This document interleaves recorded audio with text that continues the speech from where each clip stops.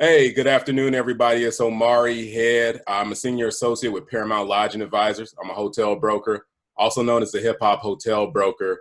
And today, this is going to be the first in a very dope series where I'm just kind of reaching out to people and really targeting first time hoteliers, first time hotel investors on some people that you might want to know, and B, some things that you definitely need to know before you start looking in hotels, and just kind of get a background on individuals, and so you can relate and feel free to engage with them. So without further ado, I'm going to allow my illustrious, panelist, and by panelist, it is one person. It's also singular and plural.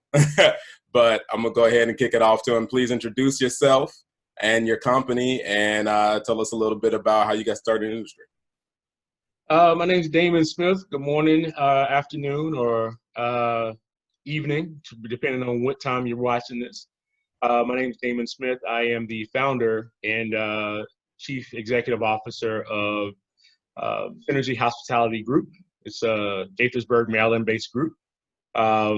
We are a third-party management company, and I'm also the chairman of Sabre Holdings Group, which is a ownership and investment arm of my companies.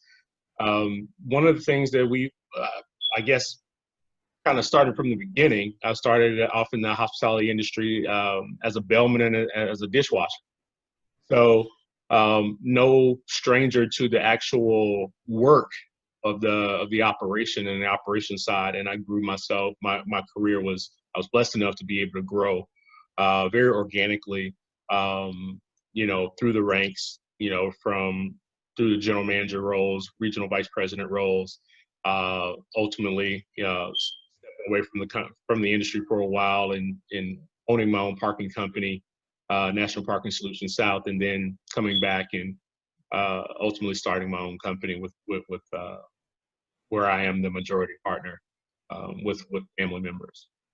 Awesome. Tell me a little bit about some of the largest hotels that you managed, and what's an example like the smallest hotel that you managed?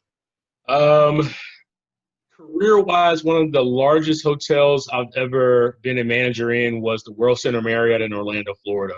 Oh, wow. Yeah, it's literally always has been coined the largest Marriott in the world. That was before the Gaylord expansion and acquisition of Gaylord and the Opryland hotels, Opryland type hotels, and the Gaylord expansion of hotels with Marriott. But that was one of the largest hotels I've ever worked in as a leader, and the one largest property I ever oversaw. I'd probably say it was about 350 rooms, and it was a full service Marriott in Birmingham, Alabama. And can you break down the difference between full service, select service / limited service? What are those differences for our viewers?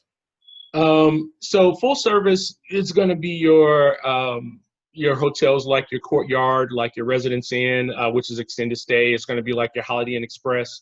These properties are going to be built on more of a grid system. They're not going to have a full-fledged restaurant or bar concept. Generally, they don't have a large or extravagant bar concept or restaurant concepts.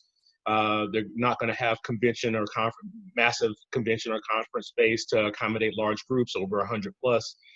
These properties are they're lean, they're run mean, and they can be very profitable if they're operated and managed properly. Versus a full service hotel, which are kind of in the Marriott world, your full service hotels are like the Gaylord properties, the Marriott hotels and resorts, which falls into that group of Shula restaurants or concept restaurants that have a large three meals a day dining concept. They generally have food and beverage in addition to banquets and porterage. So those are the hotels that you can host a small convention or conference at, or a large convention or conference at, if you're an Opryland or a World Center type hotel. And those properties generally cost in the upwards of hundreds of millions of dollars not to develop, but depending on the size, they pull in anywhere from the high 11 million to upwards of, 45, 50 million. Absolutely. Top line revenue. Yeah. And because I'm the hip hop hotel broker, you got to tell me, what hip hop artists are you listening to right now? Oh man. Whew. I vacillate because I'm a hip hop head. Okay. Right now, who I'm listening to is my boy Anderson .Paak. Okay. Brother's Okay. funky. I like it. I like his groove. So he's kind of he's a little bit R&B. He's a little bit rock and roll. He's a lot of bit of hip hop. Man, it's a good vibe, and that's my workout music and my kind of my settling in music. Okay. Okay. What hip hop song would you say best describes your career or kind of your approach to business? Ooh, man, I gotta go with Biggie Smalls, man, and 10 Crack Commandments. My man.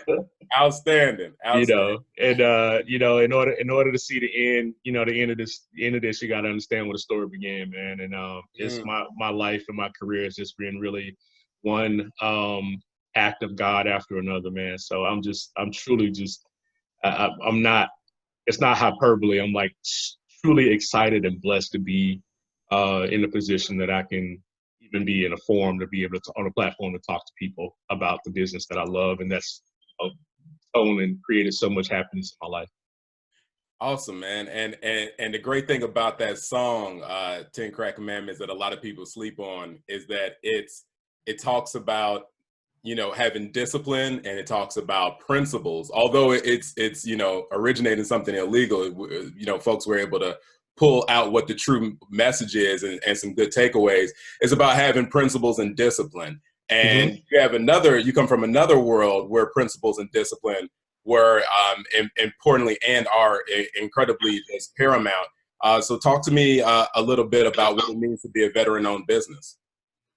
Well, I mean, I think, coming from a family of veterans and people that have served our country, I mean, I think one of the more important things is that, we're all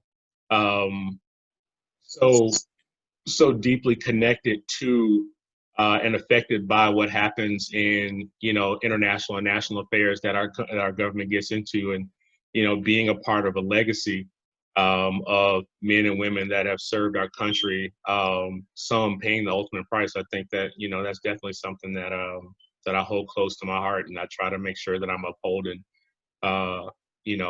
in not just in my business life, but in my personal life as well. Awesome. And thank you for your service, brother.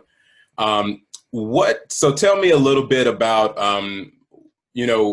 as a third-party hotel operator, what are some of the legal and political hurdles that a lot of hotel managers have to face, and a lot of management companies kind of help the owners navigate through?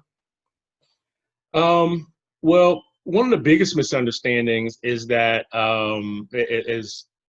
I would probably say that the brand is giving you everything that you need to be successful.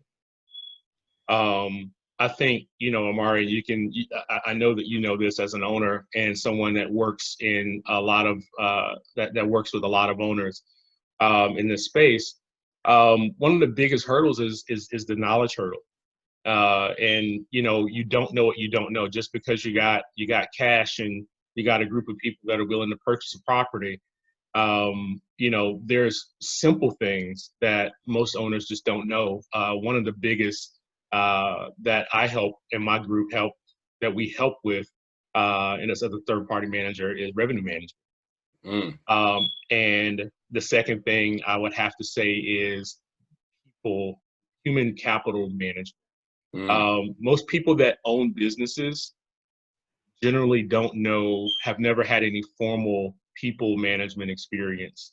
One thing about coming from the world of hospitality and growing up in this industry, and one of the things that I wear as a badge of honor is that,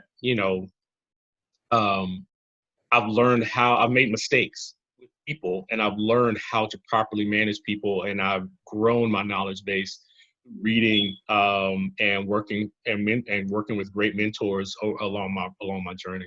So human capital management and revenue management specifically to some of the biggest misunderstandings in the world of hotel management, in my opinion. So what are the types? So you talked about human capital management. You talked about revenue management. What are some of the other type of services that you provide as a third party hotel operator? What does that look like? Is it just, you send in somebody to manage the property and kind of set it and forget it with the Ronco method, or what does that look like on a daily, weekly, monthly